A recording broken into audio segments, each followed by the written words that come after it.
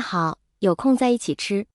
蓝曦臣笑笑，正准备进办公室，又回头补了一句：你多跟忘机联系，他会很高兴的。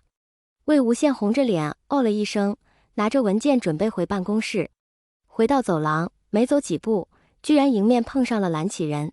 叔父，魏无羡惊讶道，蓝启仁明明应该有事外出了，才会让蓝忘机去替他开会。怎么，见到我有什么好惊讶的？蓝启仁哼了一声。您不是外出有事吗？魏无羡问道。提前办完了。蓝启仁轻描淡写的答道。蓝湛还替您去开会了。魏无羡小声说道。我知道。蓝启仁看着魏无羡，原来你在纠结这个事。没有。魏无羡立刻否认。这才几天，现在的年轻人呐，蓝启仁感叹道。你要待不住，就去找他。开会又不能带秘书。魏无羡瘪着嘴，不开心地说。是不能带秘书。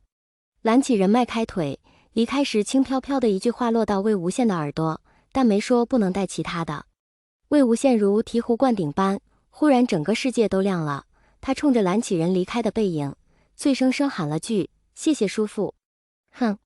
蓝忘机一天会议程结束后，回到房间休息。魏秘书不在，蓝副总也过得不轻松。每天犹如机器般准时出现在会场，按照会议材料做出决策，又准点回到房间休息。蓝忘机拿出房卡，推开门时却听到了电视的声音。早上离开时明明没有开过电视。蓝忘机换好鞋，迈着疑惑的步子进入套间。电视前，沙发上，魏无羡慵懒地半倚在沙发上，正津津有味看着电视。你回来了，蓝湛。魏无羡跟没事人一样招呼道。魏婴，你怎么来了？蓝忘机放下公文包，走到沙发前，将装模作样看电视的魏秘书捞进怀里。不可以来吗？魏无羡笑嘻嘻地反问道。可是，蓝忘机迟疑了一下，看着魏无羡表情，似乎明白了。秘书不可以来。魏无羡勾着蓝忘机的脖子，懒洋洋地说：家属可以啊。好想你，魏婴。蓝忘机紧紧抱着魏无羡，呼吸着满是魏秘书的气息。魏无羡轻轻抚摸蓝忘机的后背，软声说：我也好想你，什么1周，我一天都等不及想看到你。不会再分开了。蓝忘机许诺道。知道知道。魏无羡抬起头，对着蓝忘机的嘴角吻了下去。下次再有这种情况，我就把自己打包进你的行李。光明正大带着。蓝忘机认真地说。好啊。谁让我是蓝副总的专属挂件呢？魏无羡咯咯笑着，拉着蓝忘机一起栽进了沙发。魏无羡今天生日。本来魏秘书工作繁忙，生日这种事早就抛在脑后了，可藏色一大早就发来信息，魏无羡才知道今天自己过生日。不过魏无羡也没当回事，过个生日而已，这也阻挡不住魏秘书上班的热情。点开微信收了父母发来的红包后，魏无羡便起床洗漱往蓝副总家赶。魏无羡赶到时，阿姨已经在做早饭了。按照惯例煮好咖啡，配好牛奶，蓝忘机刚好下楼。早啊，蓝副总。魏无羡笑着说。魏婴，早安。蓝忘机坐在餐桌旁，开始喝咖啡。明明是和平常一样的场景，魏无羡总觉得今天哪里有些不对劲。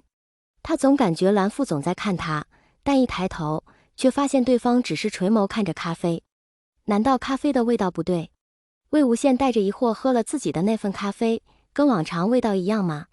魏无羡抬起头，刚好看到蓝副总把目光瞥到一边，对方确实在看他。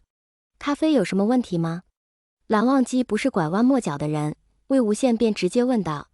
蓝副总神色有些奇怪，但很快恢复常态，他低声说：没有。这时阿姨将早餐端了出来，魏无羡一看，着实吃了一惊。明明喜欢吃西式早餐的蓝副总，今天餐桌上放的却是2碗热腾腾的面条。蓝副总今天怎么吃面条了？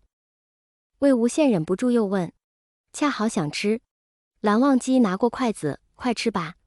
哦。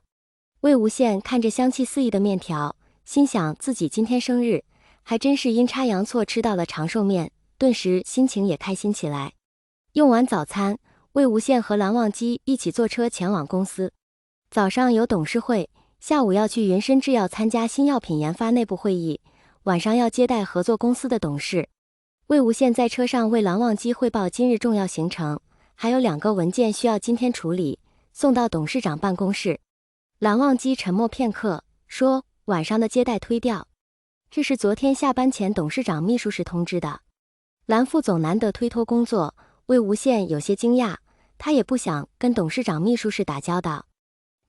蓝忘机点点头：“我会和叔父说。”“好的，领导直接交涉最好。”魏无羡在心里嘀咕道：“蓝副总晚上有其他安排吗？”“有。”蓝忘机翻开手中的报纸金融版，随意的答道：“订一下你上次说菜很好吃的那家餐厅。”“好的。”魏无羡摸出随身记录本：“几个人呢？